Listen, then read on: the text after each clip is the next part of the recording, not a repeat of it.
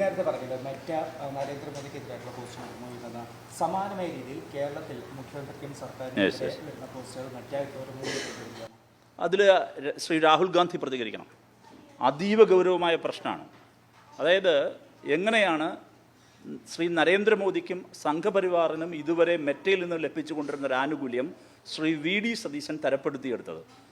ഇത് കോൺഗ്രസ് പരിശോധിക്കുന്നത് കോൺഗ്രസിന് ഭാവിയിലും നല്ലതായിരിക്കും. ഒന്ന്, ഇല്ലെങ്കിൽ കോൺഗ്രസ് അറിഞ്ഞുകൊണ്ടാണോ എന്ന് അവർ പറയണം. അവർ നിശബ്ദമായിരിക്കുന്നുവെങ്കിൽ അതിൻ്റെ അർത്ഥം കോൺഗ്രസ് അറിഞ്ഞുകൊണ്ട് ഇത് ചെയ്യുന്ന ഏർപ്പാടാണ്. എങ്കിൽ കോൺഗ്രസ് ഇതുവരെ എടുത്ത് ഇരട്ടത്താപ്പല്ലേ. നരേന്ദ്രമോദി അദ്ദേഹത്തിനെതിരായിട്ടുള്ള കോണ്ടന്റുകൾ നീക്കം ചെയ്യാൻ മെറ്റയെ ദുരുപയോഗിച്ചു എന്ന് വാദിച്ചു കൊണ്ടിരുന്ന കോൺഗ്രസ് ശ്രീ വി.ഡി. സതീശൻ്റെ കാര്യം എത്തുമ്പോൾ എന്തിനാണ് മൗനത്തിൽ വിടുന്നത്? ഒന്ന്, എനിക്ക് വേറൊരു കാര്യം ഓർമ്മപ്പെടുത്താനുള്ളതാണ്. ഞങ്ങളീ നടത്തുന്ന നിയമപോരാട്ടവും സമാധാനപരമായി പ്രതികരിക്കാനും പ്രതിഷേധിക്കാനുമുള്ള പൗരൻ്റെ അവകാശം സംരക്ഷിക്കാനുള്ള പോരാട്ടമാണ്. ഈ CJP പ്രൊട്ടസ്റ്റിനെ മെറ്റയെ ഉപയോഗപ്പെടുത്തി തനിക്കെതിരെ ഉയർന്നു വരുന്ന ഈ രോഷപ്രകടനങ്ങളെ അവസാനിപ്പിച്ച് കളയാം, കില്ല് ചെയ്ത് കളയാമെന്നായിരുന്നു ശ്രീ നരേന്ദ്രമോദി വിചാരിച്ചത്. ആ നരേന്ദ്രമോദി തോറ്റുപോയി എന്ന് ഞാൻ ശ്രീ വി.ഡി. സതീശനെ ഓർമ്മപ്പെടുത്തുകയാണ്. മെറ്റയെ ഉപയോഗപ്പെടുത്തി ഏതെങ്കിലും ചാനലുകളുടെ കാർഡുകൾ കില്ല് ചെയ്താൽ, എലിമിനേറ്റ് ചെയ്താൽ എല്ലാം ഭദ്രമാകും. ഇങ്ങനെ തന്നെയായിരുന്നു കേന്ദ്രത്തിൽ ശ്രീ നരേന്ദ്രമോദിയും ഈ മീം വിവാദം തുടങ്ങുന്ന സമയത്ത്, ആ വിപ്ലവം തുടങ്ങുന്ന സമയത്ത് അവർ കരുതിയിരുന്നത്. പക്ഷേ ആ മീം മൂവ്മെൻറ്റ് തുടങ്ങി, ആ മീംസ് മൂവ്മെൻറ്റ് എവിടം വരെ എത്തി? ധർമ്മേന്ദ്ര പ്രധാൻ്റെ രാജിയിലേക്ക് എത്തി. അതാ ഞാൻ പറഞ്ഞത്. അപ്പോൾ അതിൽ നിന്നെല്ലാം ശ്രീ വി.ഡി. സതീശൻ പാഠം ഉൾക്കൊള്ളണം. ശ്രീ വി.ഡി. സതീശൻ അങ്ങേയറ്റത്തെ അസഹിഷ്ണുതയാണ് ഇതിൽ പ്രകടിപ്പിക്കുന്നത്. രണ്ട്, മെറ്റയെ ഉപയോഗപ്പെടുത്തുന്ന രാഷ്ട്രീയ ബന്ധം, ആ പൊളിറ്റിക്കൽ ബ്രിഡ്ജ് എന്താണെന്ന് വ്യക്തമാക്കണം. അത് പറയേണ്ട ബാധ്യതയുണ്ട്. സംഘപരിവാറിന് വേണ്ടപ്പെട്ടവരുടേത് മാത്രമാണ് മെറ്റ ഇങ്ങനെ മാറ്റിക്കൊണ്ടിരിക്കുന്നത് ഏകപക്ഷീയമായി.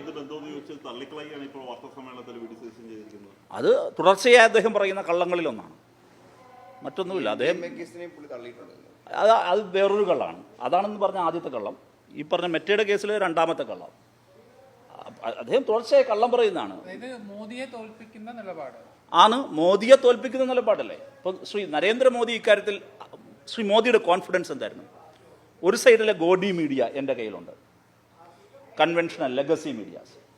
ഇനി ന്യൂ മീഡിയ, ഇന്റർനെറ്റ് ഹൈവേ എൻ്റെ കയ്യിലാണ്, മെറ്റ എൻ്റെ കയ്യിലാണ്. ഇതായിരുന്നല്ലോ. മെറ്റയെ ഉപയോഗപ്പെടുത്തി എന്തും ചെയ്യാം. അതേ വഴിയിലാണ് ശ്രീ വി.ഡി. സതീശൻ സഞ്ചരിക്കുന്നത്. അദ്ദേഹത്തിനെതിരായ കേവലമായ പരാമർശം, ഒരു അച്ഛനെ നഷ്ടപ്പെട്ട ഒരു പെൺകുട്ടി, അച്ഛനെ കാണാതായ ഒരു പെൺകുട്ടി, അച്ഛനെ കാത്തിരിക്കുന്ന ഒരു പെൺകുട്ടി അലപുറയിട്ട് കരഞ്ഞു പറഞ്ഞ ഒരു കോണ്ടന്റ്, അതിൽ മുഖ്യമന്ത്രിക്കെതിരായ പരാമർശമുണ്ട്. ആ കോണ്ടന്റ് നീക്കം ചെയ്തില്ലേ? അങ്ങനെ നീക്കം ചെയ്താൽ താൻ സുരക്ഷിതനാണ് എന്ന തെറ്റിദ്ധാരണയിലാണ് നരേന്ദ്രമോദിയെ പോലെ ശ്രീ വി.ഡി. സതീശനും. ആ മൂഢ വിശ്വാസം തകർന്നു വീഴും. അതാണ് ഞാൻ ഓർമ്മപ്പെടുത്താനുള്ളത്.